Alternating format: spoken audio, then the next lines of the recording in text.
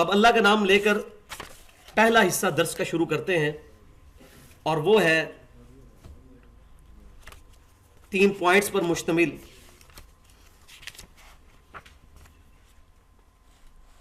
اس میں point number 1 ہے کہ حسینیت اور یزیدیت کی اصطلاح کی شرعی حیثیت کیا ہے۔ جب بھی یہ ٹاپک شروع ہوگا تو پہلے لوگوں کے دماغ میں یہ آئے گا جی یہ کیسے لفظ استعمال کر رہے ہیں، حسینیت، یزیدیت، یہ تو نہ ہمارے بزرگوں نے کبھی استعمال کی، نہ ہمارے علماء کرام نے بیان کی، نہ علماء کرائم نے بیان کی۔ ایک علماء کرام ہوتے ہیں نا، ایک علماء کرائم ہوتے ہیں، کرائم انگلش والا، مجرم علماء، اور ایک علماء کرام ہوتے ہیں۔ تو یہ اپنی طرف سے اصطلاحات کیوں بیان کی جا رہی ہیں؟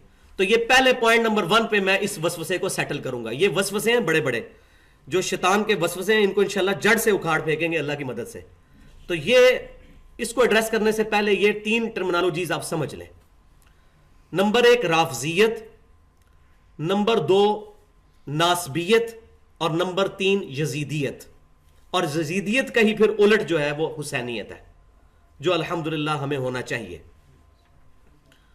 یہ 3 ٹرمینالوجیز کیا ہیں؟ ان میں پہلی 2 جو ٹرمز ہیں، اصطلاحات ہیں، یہ شروع سے سلف میں چلتی آ رہی ہیں، صحابہ، تابعین، تبع تابعین، کتابیں بھری ہوئی ہیں احادیث کی۔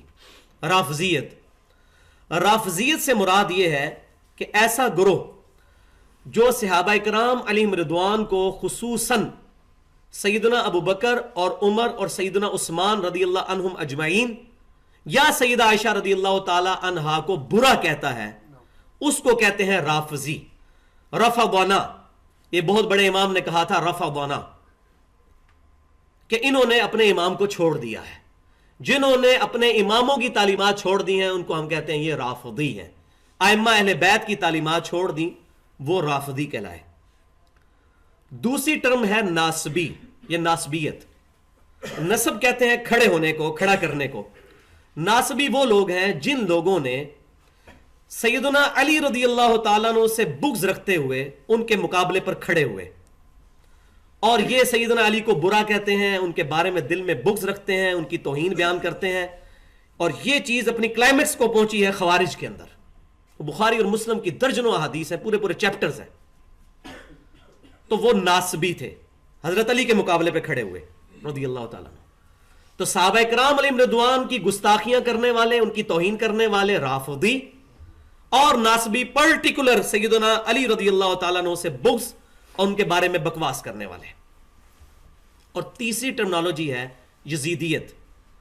یزیدیت پر وہ لوگ ہیں جو سیدنا حسین رضی اللہ تعالیٰ عنہ کو باغی کہتے ہیں اور یزید کے جھوٹے فضائل سناتے ہیں، حتیٰ کہ قسطنطنیہ کی حدیث جو فٹ ہی نہیں تھی ہوتی یزید پر، وہ اس پر فٹ کر کے اس کو جنت کی بشارتیں اور ٹکٹ بانٹتے پھرتے ہیں۔ جس طرح ہمارے صوفیاء جو ہیں وہ شیخ عبد القادر جیلانی رحمۃ اللہ علیہ کے ساتھ جھوٹی باتیں منسوب کر کے جو ان کے بیعت ہو جائیں تو وہ جنت میں لے کے جائیں گے، جنت کے ٹکٹ بانٹتے ہیں۔ ایک گروہ نے جو ہے وہ اس معاملے پہ یزید کو جنت کے ٹکٹ بانٹنے شروع کیے۔ تو یہ یزیدیت وہ ٹرمنالوجی ہے کہ سیدنا حسین رضی اللہ تعالیٰ عنہ کا بغض رکھنا اور اس کے مقابلے پر یزید کے فضائل بیان کرنا اور کہنا جی امیر المومنین، پوری پوری کتابیں لکھی ہیں، وہ انشاءاللہ آگے آ جائے گا۔ یہ تینوں روحانی بڑے بڑے مرض ہیں، ان کا علاج بھی ہم نے کرنا ہے انشاءاللہ۔ اب سلف کا اجماع ہے یزید کے بارے میں، میں یزید کی ٹرمنالوجی پہ بعد میں مزید ایڈریس کروں گا۔ یزید کے بارے میں سلف کا کیا اجماع ہے، اس پہ بہت لمبی گفتگو کی جا سکتی ہے، میں نمونے کے طور پر صرف ایک چیز پیش کرتا ہوں۔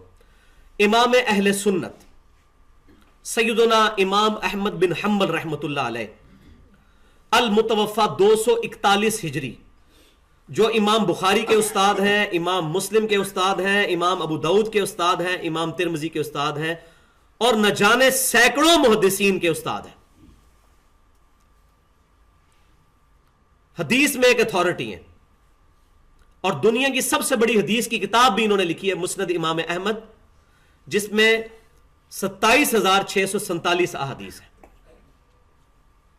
احمد بن حنبل رحمۃ اللہ علیہ کا قول صحیح سند سے بتانے لگا ہوں یزید کے بارے میں، باقیوں کو تو چھوڑ ہی دیں آپ، کہ احمد بن حنبل رحمۃ اللہ علیہ سے ان کے شاگرد ابن یحییٰ نے پوچھا، اور یہ کہاں لکھا ہوا ہے؟ عبد الرحمن علی بن جوزی رحمۃ اللہ علیہ، المتوفا 597 ہجری، 6ठी सदी हिजरी में बहुत बड़े मुहद्दिस गुजरे हैं, और अहले सुन्नत कहलाने वाले तीनों ग्रोह बरेलवी, देवबंदी और अहले हदीस इनको अपना बुजुर्ग मानते हैं। तो अहले सुन्नत, तीनों ग्रोह अहले सुन्नत होने का दावा करने वाले इनको मानते हैं। और आज दर्स में जितनी अहादीस आएंगी वो तीनों मकतब फिक्र की मुत्तफ़क़ुन अलैह हदीसें होंगी इंशाअल्लाह ताला। तो इब्न जोज़ी रहमतुल्लाह अलैह नकल करते हैं, उन्होंने पूरी किताब लिखी है अरबी के अंदर, अभी तर्जुमा नहीं हुआ लेकिन अरब से शाया हो चुकी है।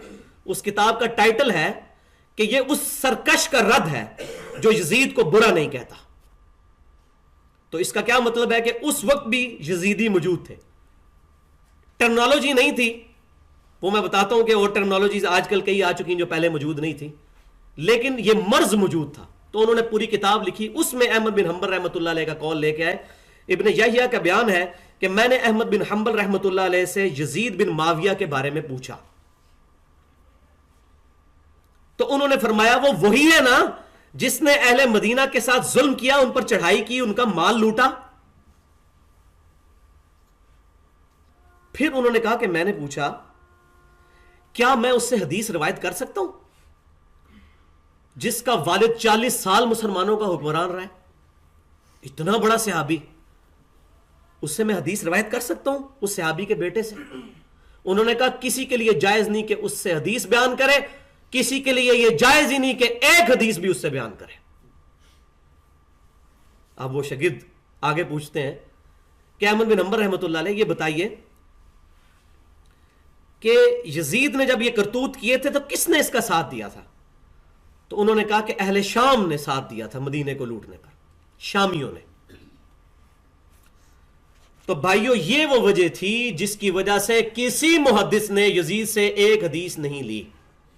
मैं चैलेंज करता हूं दुनिया की किसी मोतबर हदीस की किताब में, अहले सुन्नत की किताब हो और यजीद से एक हदीस रवायत हो, यह इंटेंशनली हुआ है। क्योंकि अहमद बिन हंबल रहमतुल्लाह अलैह ने जब फरमा दिया इमाम बुखारी इमाम मुस्लिम की तो जरूरत ही नहीं थी हदीस लेते, वो तो उनके शागिर्द थे, उन्होंने कैसे हदीस लेनी? और ये कोई छोटी बात नहीं है, ये बहुत बड़ी बात है।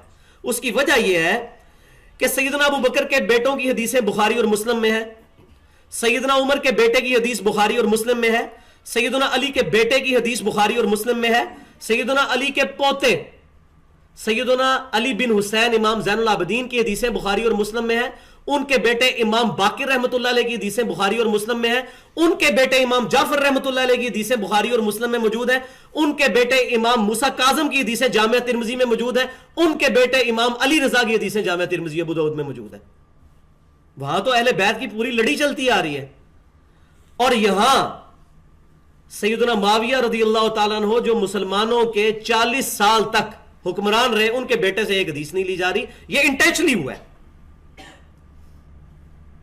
कि इससे कोई हदीस ना ली जाए, यह इस काबिल ही नहीं कि इससे हदीस ली जाए। तो मैं यहां पर एक बहुत बड़ा जुमला बोलने लगा हूं कि शर्म का मुकाम है कि हम मुहद्दिसीन के कहने पर नबी सल्लल्लाहु अलैहि वसल्लम के फरमान को छोड़ देते हैं। मुहद्दिस कहता है इसमें फलां रावी ज़ईफ है, हदीस ज़ईफ, हम कहते हैं जी ज़ईफ। अहमद बिन हंबल कहते हैं हदीस ज़ईफ, हम कहते हैं ज़ईफ। इमाम बुखारी कहते हैं हदीस ज़ईफ, हम कहते हैं हदीस क्यों ज़ईफ? क्योंकि वो उनका एक्सपर्ट ओपिनियन है, वो उस फील्ड के एक्सपर्ट है।